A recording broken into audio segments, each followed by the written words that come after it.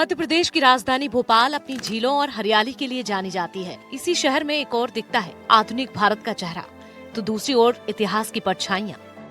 रानी कमलापति एक ऐसा नाम जिसे आज देश एक रेलवे स्टेशन से जोड़कर पहचान मिली है।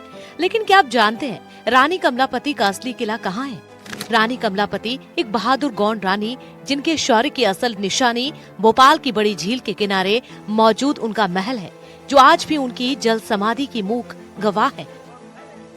ऊंची ऊंची दीवारें जिनको कोई आक्रमणकारी कभी भेद नहीं पाया, पत्थरों पर लिखा वह इतिहास जो 300 साल बाद भी आज जिंदा है। बैठक की वो जगह जहां आज भी उन महत्वपूर्ण बैठकों की गूंज है, और महल की दीवारें जिन पर आज भी नक्काशी मौजूद है। नर्मदा के किनारों से उठने वाली हवाएं और रायसीन के घने जंगलों के बीच बैठा गिनोदगढ़ का ये विशाल किला आज भी 18वीं सदी की कहानी को जस का तस अपने भीतर लिए हुए है। यही है रानी कमलापति का असली किला। भोपाल नहीं बल्कि भोपाल से लगभग 50 किलोमीटर दूर ओबेदुल्लागंज तहसील के गिनौदगढ़ में स्थित 16वीं सदी में भोपाल गौंड शासकों के अधीन था। यहीं से शुरू होती है रानी कमलापति की कहानी। एक वीरांगना, एक रणनीतिकार और एक ऐसी रानी जिसने अन्याय के लिए आगे सिर झुकाने से इनकार कर दिया। रानी कमलापति एक गौंड रानी थी जिनका विवाह गिन्नौरगढ़ के राजा के साथ हुआ था। निजाम शाह की 7 रानियां थी। रानी कमलापति गौंड राजवंश की अंतिम रानी मानी जाती हैं और सबसे प्रिय भी। रानी कमलापति के बारे में कहा जाता है कि वह बहुत ही खूबसूरत थी, लेकिन इतिहास की हर महान कहानी की तरह इस कहानी में भी एक खलनायक आलम शाह, निजाम शाह का भतीजा, लालच में अंधा, सत्ता की भूख में डूबा, जिसकी नजर अपने चाचा निजाम शाह की संपत्ति के साथ ही रानी कमलापति पर भी थी। हर शाम की तरह सन 1720 की एक शाम निजाम शाह को खाना परोसा गया, पर इस बार आलम शाह ने उस खाने में जहर मिला दिया था। निजाम ने वो खाना खा लिया और निजाम शाह की मौत के साथ ही किले की दीवारों पर कराहें गूंज उठी। निजाम शाह की मौत के बाद आलम शाह ने राज्य पर कब्जा कर लिया। रानी कमलापति ने बेटे नवल शाह को लेकर गिन्नौदगढ़ से भोपाल के महल में शरण ली, लेकिन बदले की आग उनमें जिंदा रही। ये हमारा गिन्नौरगढ़ किला रातापानी टाइगर रिजर्व के अंदर स्थित है और बीच जंगलों के से आते हुए ऊपर पहाड़ी पे बना हुआ है। ये रानी कमलापति के नाम से जाना जाता है गिन्नौरगढ़ का किला। इसमें 2 महल हैं, एक रानी का महल और एक राजा का महल। इसके ऊपर अगर पैदल जाएंगे तो हम 2 किलोमीटर का ट्रैक है और इसमें कई बावड़िए तालाब हैं, जिसमें कुछ तालाबों में 12 महीने पानी रहता है और ये लगभग विंध्याचल पर्वत के ऊपर है।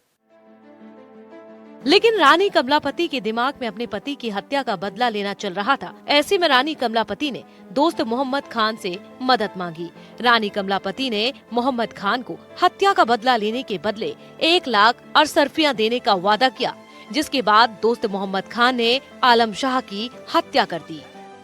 लेकिन कहानी का दूसरा पहलू और भी दर्दनाक है। इतिहास की जिस किले पर रानी कमलापति का नाम दर्ज है, वह किला आज खुद अपनी पहचान बचाने की लड़ाई लड़ रहा है। ये पूरा इलाका फॉरेस्ट डिपार्टमेंट के अधीन है।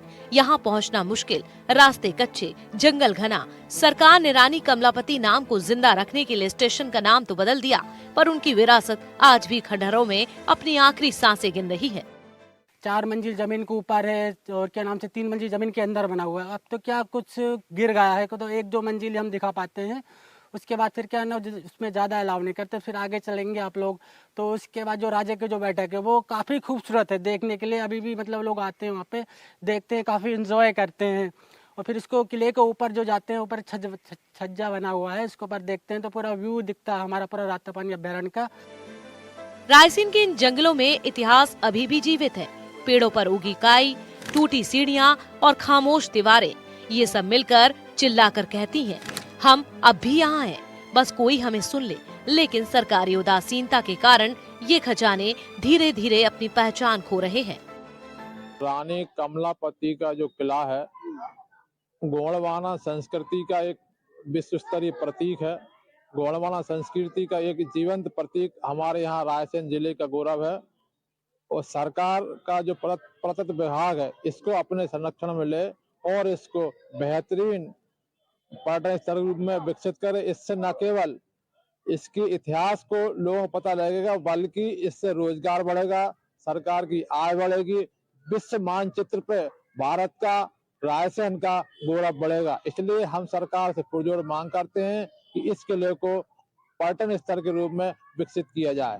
पुरातत्व विभाग और अपने सरकार को चाहिए कि उसको वो पर्यटन स्थल घोषित करें और पर्यटन का एक काफी अच्छा स्थल बनेगा, जिससे हमारे यहाँ के जिला रायसेन में जो भी बेरोजगार लोग हैं उनको उससे कुछ रोजगार प्राप्त होगा और पर्यटन स्थल पर बाहर के देश विदेश से लोग भी यहाँ पर आएंगे। तो अतः मेरा अनुरोध है शासन से, प्रशासन से और सरकार से, मेरी ये मांग है कि वो उसको पर्यटन स्थल घोषित करें।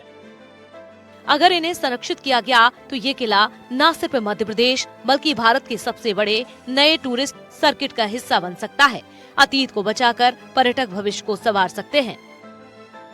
प्रकृति की गोद में बसा रायसेन जिले के गिन्नौरगढ़ जंगलों में ये रानी कमलापति का ऐतिहासिक किला आज अपने गौरवशाली अतीत और इतिहास की गवाही देता है।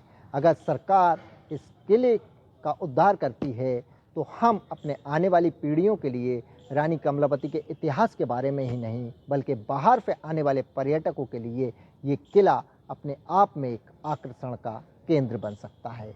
रायसेन से मेरे सहयोगी पवन सिलावट के साथ नवीद खान, NDTV।